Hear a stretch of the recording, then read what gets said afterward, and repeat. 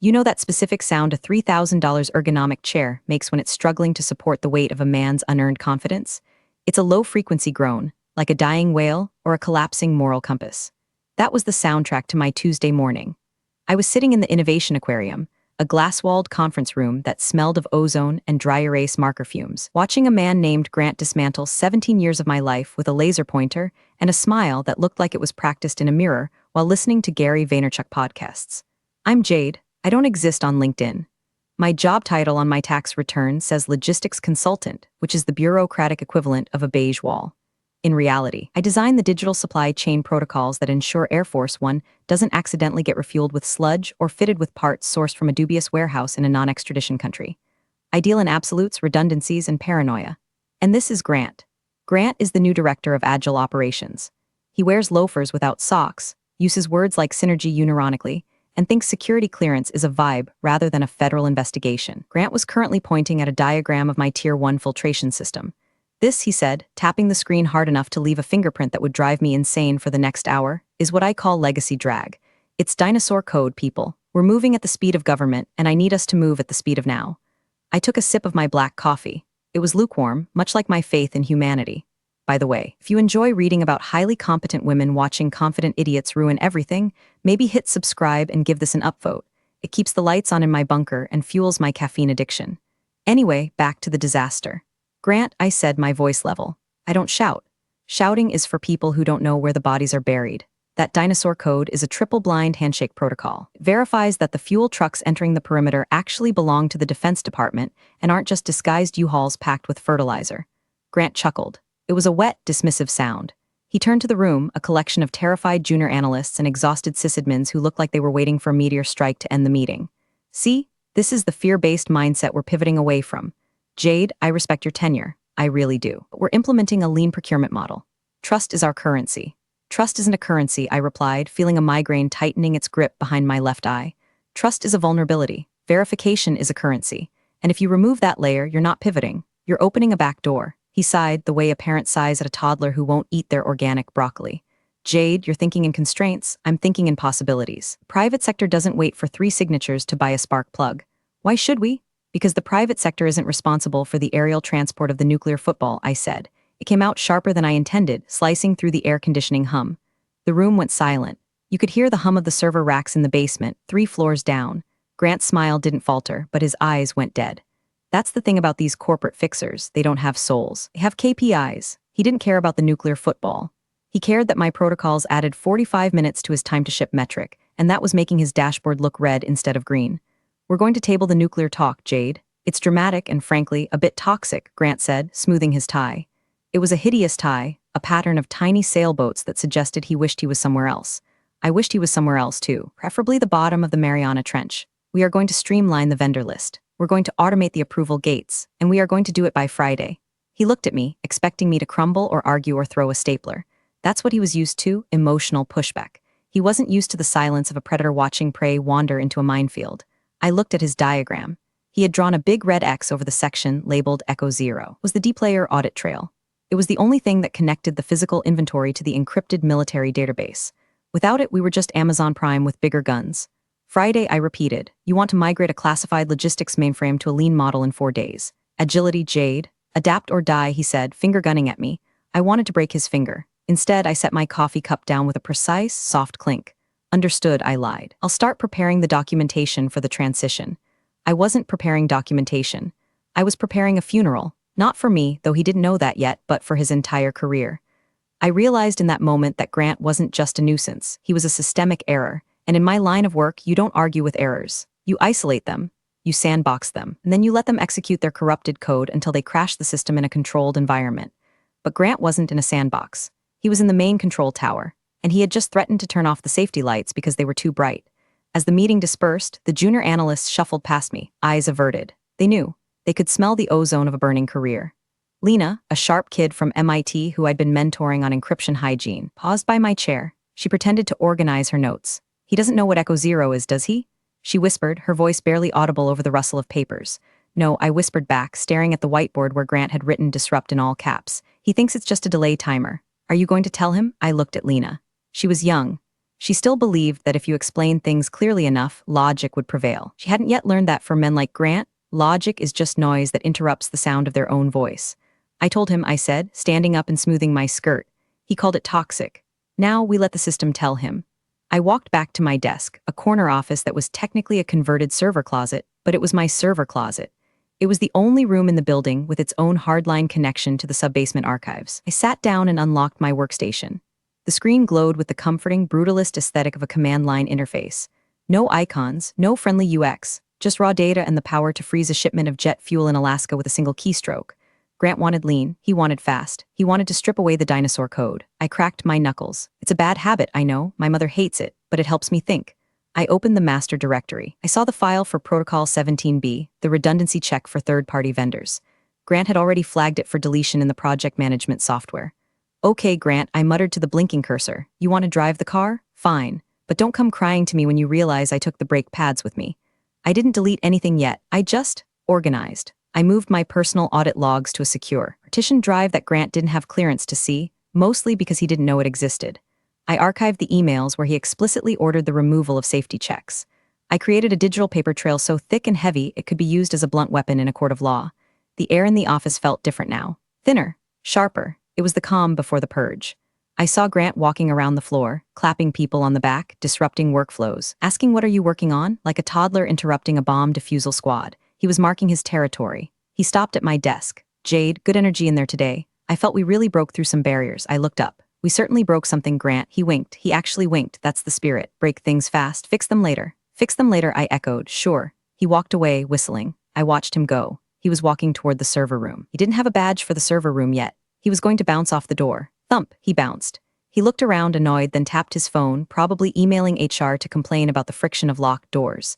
I turned back to my screen. I had work to do. If he was going to burn this place down, I needed to make sure I was standing in the only fireproof corner when the match dropped. The strategic silence had begun. I wouldn't argue anymore. I would just watch and wait. The dismantling didn't happen with a bang. It happened with a series of JIRA tickets. By Wednesday morning, Grant had unleashed what he called Operation Velocity. In practical terms, this meant stripping the flesh off the skeleton of our security infrastructure to make it run lighter. It was like watching a surgeon remove unnecessary organs, like the liver and the heart, because they weighed too much. My inbox was a graveyard of automated notifications. Access revoked, protocol disabled, user permission changed. I watched the screen as Protocol 9 Alpha went dark. That was the automated background check for delivery drivers entering the secure perimeter. Grant had replaced it with a streamlined vendor portal that was essentially a Google form with a smiley face at the end. He called it removing friction. I called it inviting the entire terrifying spectrum of the dark web to our loading dock. I walked to the break room to get coffee, mostly to avoid screaming into my keyboard. The mood in the bullpen was grim. People were typing furiously, heads down, avoiding eye contact. It felt less like a logistics center and more like the deck of the Titanic if the captain had announced that icebergs were just unscheduled hydration opportunities. Lena was by the water cooler, looking like she hadn't slept. She was clutching a tablet like a shield. He fired Jenkins, she whispered, staring into her paper cup. Jenkins, I blinked. Jenkins manages the cryo-storage manifests. He's the only one who knows how to calibrate the temperature sensors for the medical payloads. Grant said Jenkins wasn't a culture fit, said he asked too many questions about compliance. Lena looked up at me, her eyes wide and terrified. Jade, he's giving Jenkins access to an intern, a marketing intern. He said we need fresh eyes on the cold chain. My stomach did a slow, cold roll. A marketing intern managing medical payloads for Air Force transports. That wasn't just negligence, that was biological warfare with extra steps. Keep your head down, Lena, I said, my voice low. Do exactly what he says. But email me a confirmation of every order he gives you. Blind copy me. Use the private server, not the exchange. He's revoked your admin rights on the procurement tier, Lena said, her voice trembling. I saw the ticket come through 10 minutes ago. He said you were blocking progress. I nodded. I expected that. It's fine. I don't need admin rights to see the crash coming. Just do as I say, document everything. I went back to my desk. I tried to log into the procurement tier, the system that orders parts for the planes. Access denied. Little red padlock icon shook at me. It was almost cute. Grant had locked the architect out of the house. But here's the thing about building a house. You know where the spare keys are hidden. You know about the loose floorboard in the hallway and the crawl space behind the pantry. I didn't try to hack back in. That would trigger an alert, and Grant was probably watching for that, desperate for a reason to march me out with security. Instead, I opened a terminal window that looked like nothing more than a system diagnostic tool.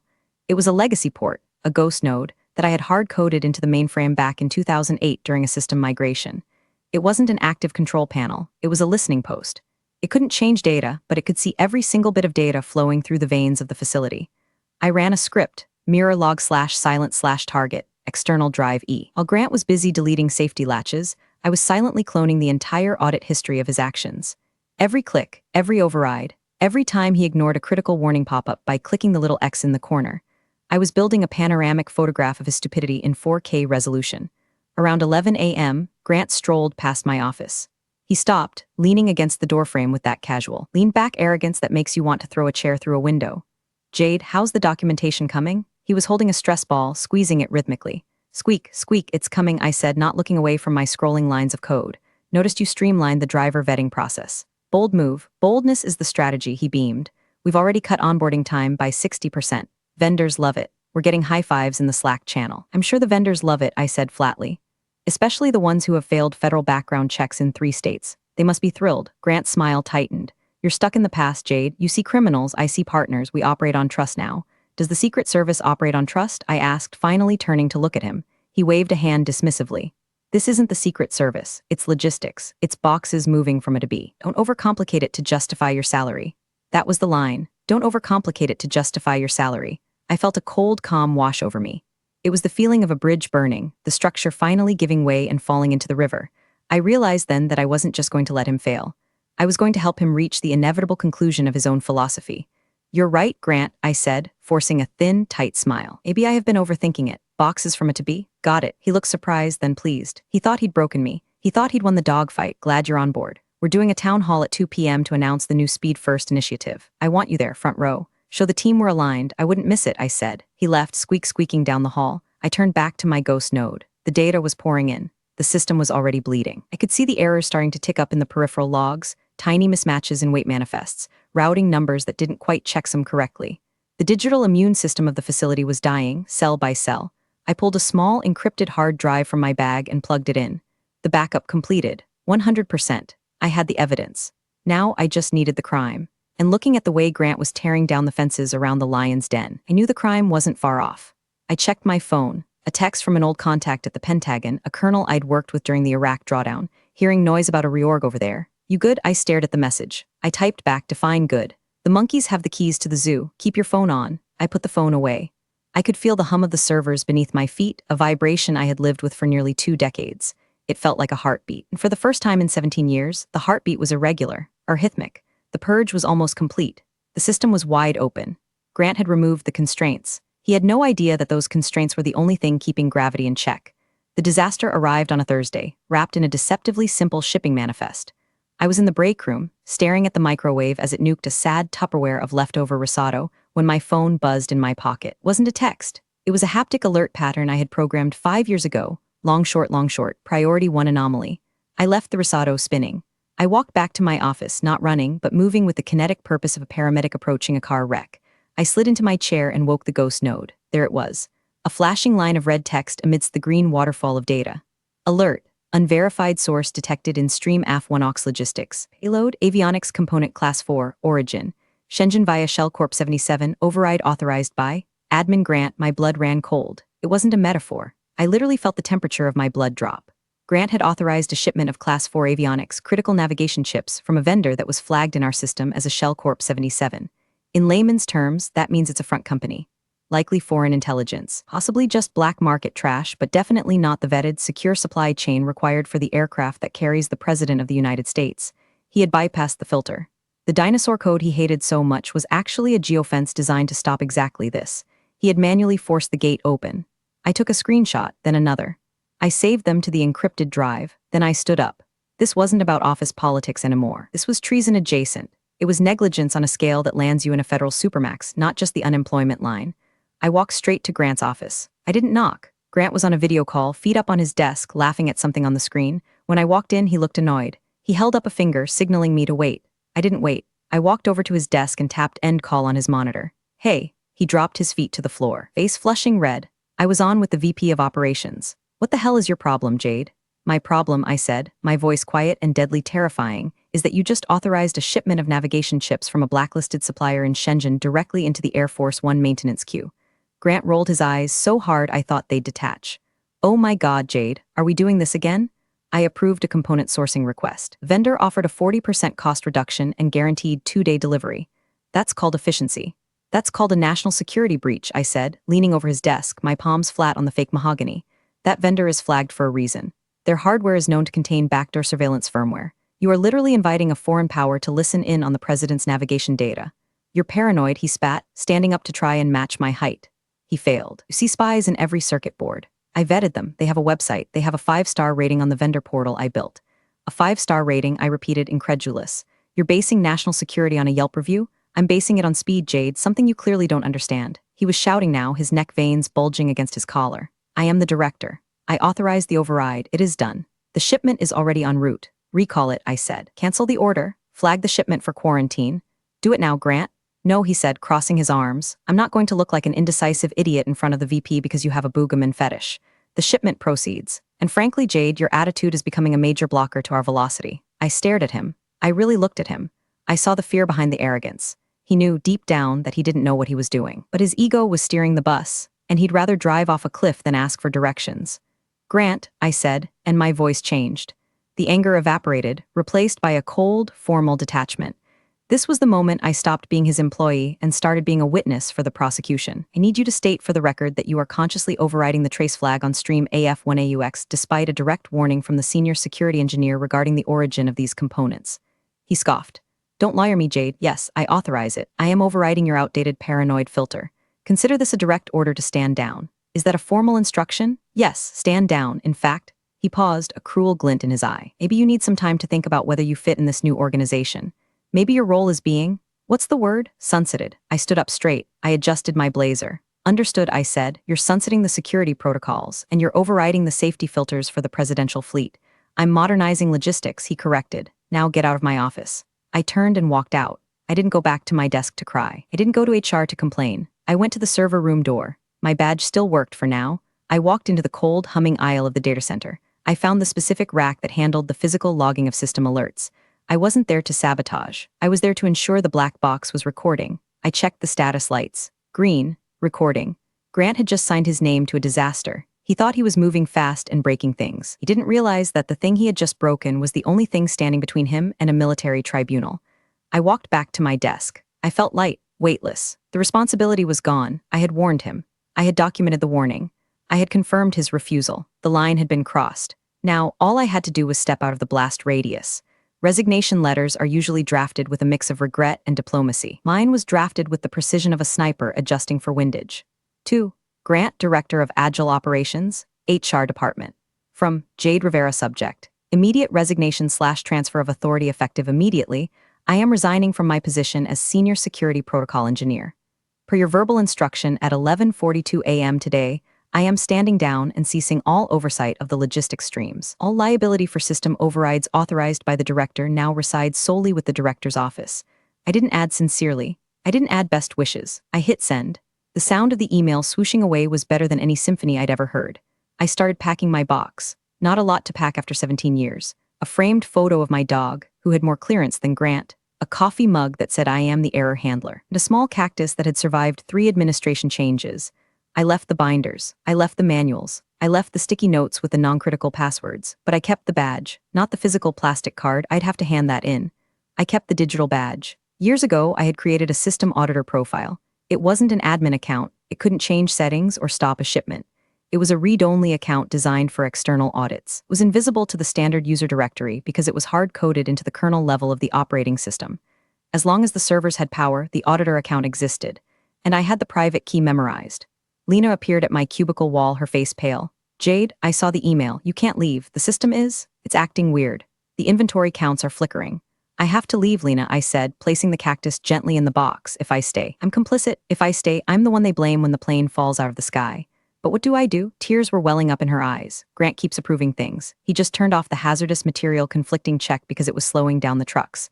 I stopped and looked at her. She was a good kid. She didn't deserve this. Listen to me closely, I said, lowering my voice. Do not sign anything. Do not authorize anything with your own credentials. If he orders you to do it, tell him you don't have access and make him do it on his terminal. Make him leave his fingerprints on the murder weapon. She nodded, sniffing. Okay, but who's going to fix the green layer? I smiled. It was a sad smile. Nobody is going to fix the green layer, Lena, because Grant doesn't know it exists. What happens when it desynchronizes? Then the building goes into lockdown and the adults show up, I said, just. Make sure you're not in the loading bay when the shutters come down. It gets loud. I picked up my box. Grant came out of his office holding a printout of my resignation email. He looked triumphant. He looked like he had just slain the dragon. Well, he said, loud enough for the whole floor to hear. I see you decided to embrace the change. Probably for the best, Jade. We need people who are all in on the vision. The vision is crystal clear, Grant, I said. I need your badge and your keys, he said, holding out a hand. I dropped my plastic keycard into his palm. All yours, you have full control now. The safety wheels are off. Finally, he breathed, pocketing the card. Now we can really move. Just one piece of advice, Grant, I said, shifting the box to my hip. Watch the green layer filters. If they start blinking, don't just clear the cache. Green layer, he scoffed. More made-up jargon. I'll have IT purge the old scripts by Monday. We're moving to the cloud. Right? The cloud, I said. Good luck with that. I walked to the elevator. I could feel the eyes of the entire office on my back. Some were terrified, some were confused, but mostly they were silent. They knew the dampener was leaving the reactor core. The elevator doors closed, cutting off the view of Grant standing in the middle of the floor, arms akimbo, looking like the king of a kingdom built on quicksand. I walked out to the parking lot. The Colorado sun was bright and blinding. The air smelled of pine and ozone. I walked to my car, a sensible Subaru, and put the box in the passenger seat. I sat there for a moment, gripping the steering wheel. I expected to feel panic. I expected to feel the urge to run back in and save them.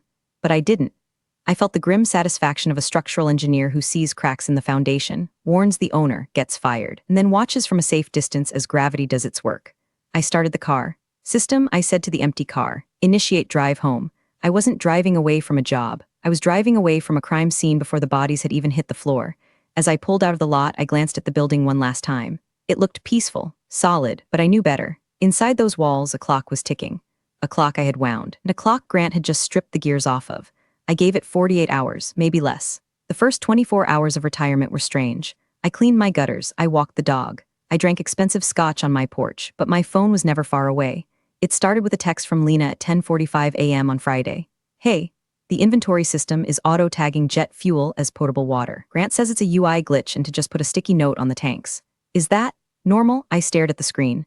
Jet fuel tagged as drinking water. In a combat zone or a disaster relief mission, that mistake kills people. It poisons a village or stalls a generator in a medevac tent. I didn't reply. I couldn't. If I replied, I was consulting, and Grant could claim I gave bad advice. I poured another coffee and watched a hawk circle over the tree line. 2 hours later, another text. The secure doors in Sector 4 keep opening and closing on their own. It's freaking everyone out. Grant had maintenance cut the power to the motors. Now they're just propped open with wooden wedges. Wooden wedges holding open the blast doors to the secure server farm. I laughed. A dry, harsh bark of a laugh. It was perfect. The agile approach literally meant using a doorstop to bypass millions of dollars in physical security. By Friday afternoon, the silence from the facility was louder than the texts. Grant had likely issued a gag order. Don't talk to the crazy ex-employee. I went into my home office and logged into the audit node. I wasn't touching the system, just looking through the keyhole. The dashboard was a sea of yellow warnings. Warning, logic mismatch. Tier 3. Warning, invalid certificate. Vendor, unknown. Warning, dependency failure. Protocol Jade legacy not found. System was looking for me. The code I had written over a decade was designed to check in with a master authorization key, my specific user profile, every 48 hours for high-level changes. It was a dead man's switch for integrity. If my profile was deleted or inactive, the system assumed the facility had been compromised or that the chain of command was broken. Grant had deleted my active user profile. The system was now asking, where is the adult? Getting no answer. I saw a query running in the internal video archives. Someone was searching for Jade Rivera training and green layer explanation. It was Lena. She was digging. She found an old video from 2014. I could see the playback log. In the video, I was younger, less tired, explaining the green layer logic to a room of generals. The green layer, video Jade said, is the silent arbiter. It sits between the civilian supply chain and the military execution. It doesn't care about cost. It doesn't care about speed. It only cares about provenance. If a part cannot be traced back to the mine where the metal was dug, the green layer rejects it. If you try to force it, the green layer assumes a hostile takeover and initiates a defensive lockdown. I watched the log as the video ended.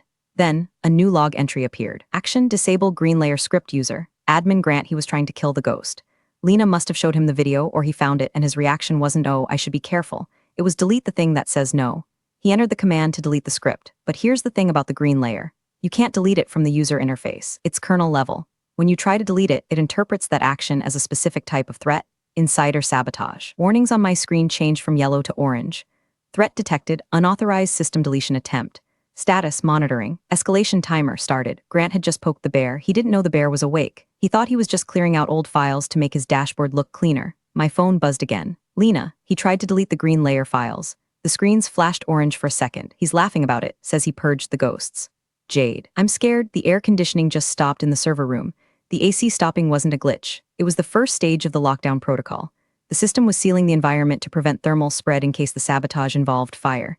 I finally typed a reply. Go home, Lena. Tell them you're sick. Leave the building. Now. I watched the ... of her typing. Then it stopped. 10 minutes later, I saw her badge swipe at the exit turnstile. Lena M. Exit 16? 15? Good, she was safe. Now it was just Grant, his team of agile yes men, and a logic bomb that had been ticking for 17 years, waiting for someone stupid enough to cut the red wire. I sat back in my chair. The sun was setting, casting long shadows across my desk. The orange warning light on my remote screen pulsed rhythmically. It matched my heartbeat.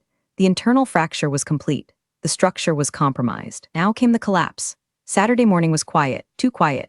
The kind of silence that precedes a tornado. I woke up early, made coffee, and immediately checked the audit node. The orange warnings had settled into a steady, low-level burn, like embers in a wall. The system was holding its breath, waiting for the next violation to confirm its suspicions.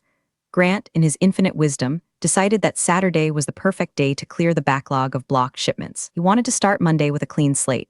He wanted to show the VP that his speed-first initiative had eliminated the queue. At 09:00 a.m., the logs showed activity. Grant was logging in from home, of course, bypassing the secure VPN, of course, and batch-approving held items. Click, approve, click, approve, click, approve. He was rubber-stamping logistics orders like he was liking posts on Instagram. Then, at 09:14 a.m., he hit the tripwire. The shipment from Shell Corp 77, the one with the navigation chips I had explicitly warned him about, had been flagged by the green layer as quarantined. It was sitting in a digital cage, isolated from the main supply chain. Grant saw the cage. He saw the quarantined label, and in his mind, that label was just another bureaucratic hurdle. Action, manual override quarantine user, admin grant justification, expedited delivery / vendor trusted. I watched the command execute on my screen. I stopped breathing for a second. He didn't just unlock the gate. He forced the system to inject the corrupted data, the manifests for the spy chips, directly into the Tier Echo 0 database. This is the database that Air ForceOne's maintenance crews used to verify parts. If those chips got installed, the plane wouldn't just be compromised, it would be a flying listening post for a foreign adversary. The system reacted instantly. The diagnostic text on my screen vanished. The scrolling green and orange lines disappeared. The screen went black. Then a single line of text appeared, blinking in stark white. Protocol violation confirmed, Tier Echo 0 breach. Source, internal admin. Response, DEFCON logistics automation. Awaiting timeout. System wasn't whispering anymore. It was racking a shotgun slide. My phone buzzed. It was an automated alert from the facility's main server, one that Grant couldn't disable because he didn't know the IP address. Subject, green layer is glitching, help? It wasn't the system. It was Lena, emailing me from her personal account at home. She must have still been getting notifications on her phone. Jade, I'm getting alerts that the main warehouse robots have stopped moving. The inventory screens are all showing a countdown. It says 15:00. What happens at 3 p.m.? I looked at the clock. It was 9:30 a.m. The system had initiated a grace period. It was giving the authorized users 6 hours to reverse the command to enter a rigorous cryptographic key that proved they were sane, sober, and authorized. Grant didn't have that key. I had that key. And I was sitting on my porch watching a hummingbird. I didn't reply to Lena. I deleted the email. It was cleaner that way. I went back to the audit node. I could see Grant's activity log. He was frantically clicking now. Command. Reset system denied command. Clear alerts denied command. Pseudo force unlock access violation. He was realizing that the steering wheel had disconnected from the tires. He was spinning it wildly, but the car was driving itself now. I imagined him in his home office, probably spilling his kale smoothie. He would be calling IT support, but IT support couldn't help him. The green layer wasn't an IT issue. It was a military doctrine encoded in C++. The countdown ticked on. 10 o'clock a.m., 12 o'clock p.m., 2 o'clock p.m. At 2:45 p.m., I poured a glass of water.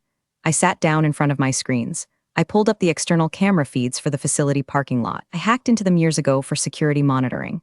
I saw cars in the lot, the weekend crew, some poor logistics coordinators trying to figure out why their screens were frozen.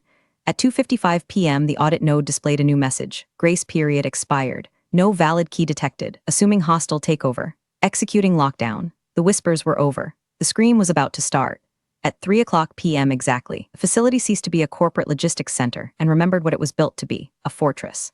On my screen, the timestamp hit 15:00. Instantaneously, the green layer executed its final logic block, conditional lockdown, breach level 3. I switched the feed to the interior cameras, the ones in the main hallway and the server room. There was no audio, but the visual was chaotic poetry. First, the lights. The standard fluorescent overheads cut out instantly. The building plunged into darkness for exactly 2 seconds. Then the emergency lighting kicked in. Not the soft white safety lights you see in office buildings. These were deep, throbbing red strobes designed to disorient intruders and signal catastrophic failure. Flash, dark, flash, dark. In the hallway, I saw employees freeze. They looked up, confused. Then the blast shutters descended. These weren't flimsy security grates. They were 2-inch thick steel plates recessed into the ceiling, designed to isolate the facility in case of a chemical attack or a physical breach.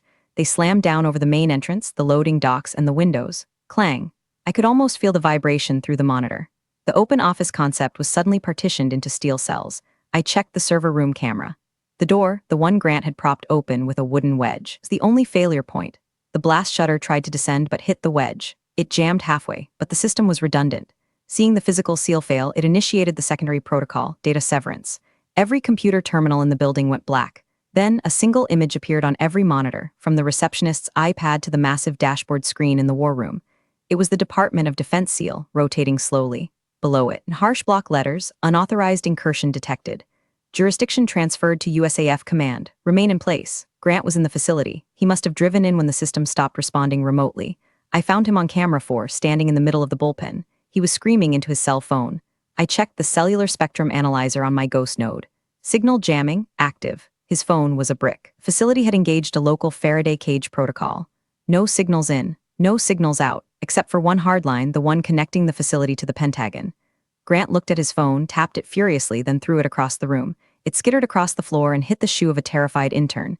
He ran to the main exit. He pushed the push bar. Locked. He slammed his shoulder against it. Solid steel. He was trapped in the cage he had built, with the people he had terrorized under the red strobes of the system he had mocked.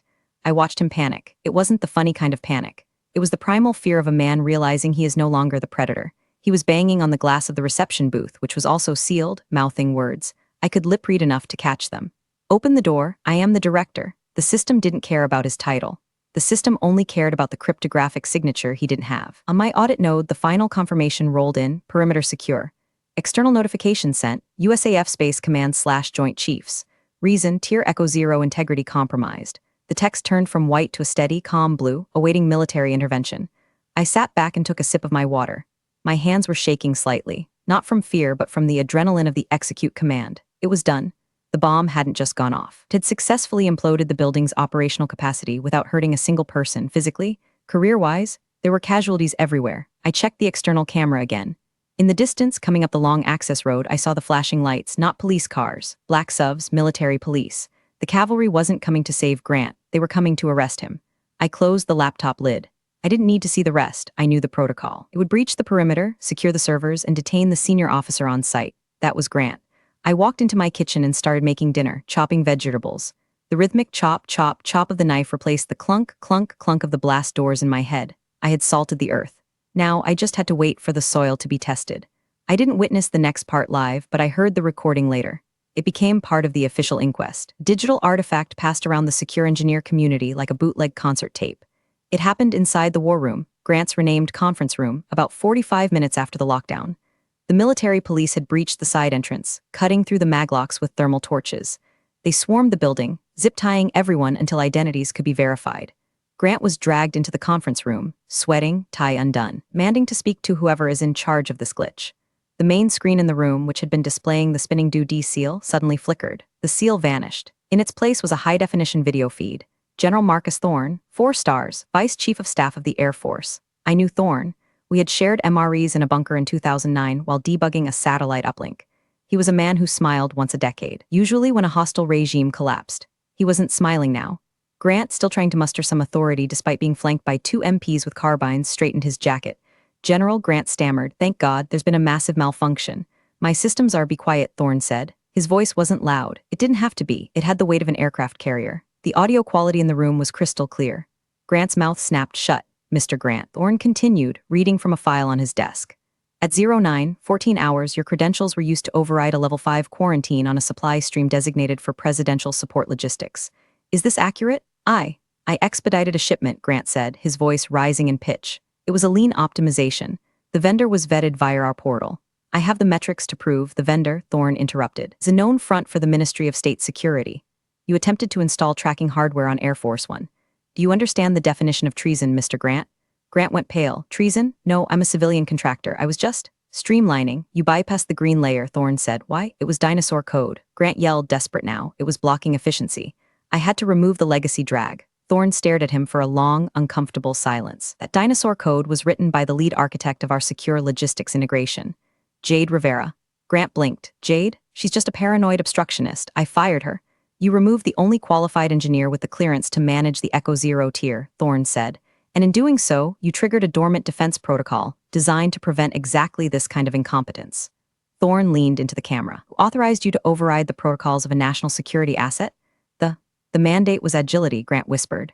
The mandate, Thorne said, was security. You have failed. Thorne looked away from the camera, addressing someone off-screen. Take him into custody. Secure the facility. Initiate a full forensic audit. Wait, Grant screamed as the MPs grabbed his arms. I can fix it. I just need to reboot the server. You will not touch a keyboard again as long as you live. Thorne said. Then the general looked back at the camera. He seemed to be looking through the lens, through the fiber optics, straight into the ether where he knew I was listening. Get me Rivera, he said. The screen went black. Back at my house, my phone rang. It wasn't the haptic alert, it was a standard ringtone. Caller ID unknown. I picked up. This is Jade. Jade, a colonel's voice said. General Thorne sends his regards. We have a situation at the facility. I heard, I said. Stirring my pasta sauce. Sounds like a glitch. It's not a glitch and you know it. The system is locked down hard. We can't get into the mainframe. The encryption keys rotated when the lockdown hit. Sounds like the green layer doing its job, I said. Jade, the colonel sighed. Grant is in cuffs. The contract with his firm is terminated effective immediately. We need the facility back online. The president has a schedule. That sounds like a complex problem, Colonel. What do you want, Jade? I paused. I looked at my kitchen at the peace and quiet I had fought for. I want a new contract, I said, direct with the duty. No civilian middlemen, no directors of agility. I report to the Pentagon and I run the protocols my way. And I want it in writing, signed by Thorne before I even put my shoes on. There was a pause on the other end. Done, the Colonel said. A car is on its way to you. Tell them to wait, I said. I'm eating dinner. I hung up. I sat down at my table and ate my pasta. It was perfectly cooked, al dente, just the way I like it. I returned to the facility on Tuesday. I took Monday off because frankly I could. I didn't drive my Subaru. I arrived in the back of a government sedan, escorted by two very polite officers who opened the door for me. The parking lot was different. The Agile Operations banner that Grant had hung over the entrance was gone, replaced by the standard U.S. Air Force logistics flag. The vibe wasn't startup energy anymore, it was solemn duty. I walked into the lobby. The receptionist, a terrified young woman named Sarah, looked up. When she saw me, her shoulders visibly dropped 3 inches. Relief. Welcome back, Miss Rivera, she whispered. I nodded. Good morning, Sarah. I walked through the bullpen. The open plan office was quiet. No music, no Nerf guns. Just the sound of typing and serious conversations. The collaboration pods were being dismantled by maintenance crews. Grant's office, the glass fishbowl, was empty. His ergonomic chair was gone. His whiteboard, which had said disrupt, was wiped clean. It was just a glass box now. I didn't go in there. I didn't want his office. I walked to my server closet. My cactus was still in the box on my desk where I had left it, but someone, Lena, probably had watered it. Lena was waiting for me. She looked like she had aged 5 years and 3 days. Jade, she said, standing up. Is it over? The disruption is over, I said, putting my bag down. How's the team shaken, she said. HR is doing interviews. The FBI seized Grant's laptop. They found a lot of overrides. I imagine they did. The colonel walked in. He was a tall man with a haircut you could set a watch to. Miss Rivera, he said. The general is waiting for the all-clear signal. I need access to the console, I said. He nodded and handed me a new badge. It didn't say consultant. It said Director of Protocol Ops Clearance, Yankee White. I took the badge. It felt heavy. I walked to the main terminal in the center of the room. The screen still showed the blue awaiting military intervention status. I typed in my credentials. User, Jade R. Password. The system hesitated for a millisecond, checking the biometrics of my typing cadence. It recognized the dinosaur. Welcome back, architect. Restore from backup? Y/N. Typed Y. The red lights in the ceiling stopped flashing. The blast shutters groaned and began to lift, letting the Colorado sunlight flood back into the room. The air conditioning hummed to life, changing from the emergency cycle to the standard cooling flow. The screens around the room flickered and returned to their familiar green dashboards. Green Layer was back online, silent and invisible, wrapping its protective arms around the supply chain. We are green across the board, I said to the colonel. Good work, Director, he said. Try to keep the drama to a minimum this time. As long as the chain of command stays vertical, there won't be any drama, I replied. He walked away. I sat in my chair, my old, comfortable, non-ergonomic chair. I looked at the code scrolling on my screen. It was complex, dense, and redundant. It was slow. It was safe. Grant was gone, likely facing a federal judge who didn't care about his velocity. His career was a crater. His reputation was ash. I had one. But as I looked around the room at the scared faces of the analysts at the empty glass office, I didn't feel happy. I felt necessary. I was the wall, and walls don't have feelings, they just hold the roof up. I pulled up a new terminal window. Update protocol, no civilian override. Set permission, Jade only. I hit enter. System, I whispered, lock the gate. Click, we were safe again, and this time I had the only key. Real power doesn't announce itself. It simply exists, waiting for incompetence to expose itself. Jade knew her robust protocols would speak volumes when Grant's arrogance triggered the inevitable shutdown. True authority isn't about titles, but the quiet, undeniable strength of expertise that demands respect. Appreciate you all for sticking through this one. See you in the next story.